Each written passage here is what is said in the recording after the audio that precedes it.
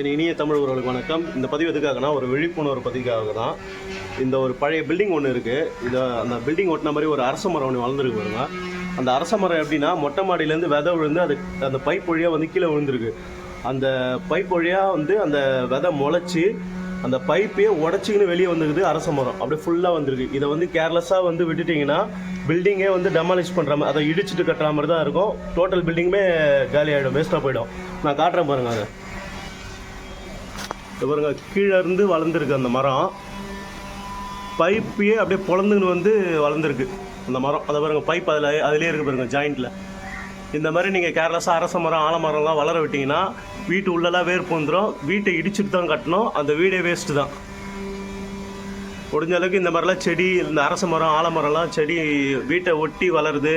அதுக்கப்புறம் அந்த செவுத்தில் வந்து விதையிலேருந்து முளைச்சி அப்படியே வருதுன்னா அதை வெட்டிட்டு ஆசிட் ஊற்றி விட்டிங்கன்னா வளரவே வளராது. இது ஒரு விழிப்புணர்வு பதிவுக்காக இதை போடுறேன் நான். பார்த்துங்க, அடியிலேருந்து முளைச்சின்னு அந்த பைப்பையே பொழந்துன்னு போயிருக்கு. அந்த வேஸ்ட் வாட்டர் வெளியே வர தண்ணி பைப்பு பாருங்க எப்படி போயிருக்கு பாருங்க. அந்த பைப்பு பில்டிங்கே வேஸ்ட்டு தான், டெமாலிஷ் தான் பண்ணும் அதை.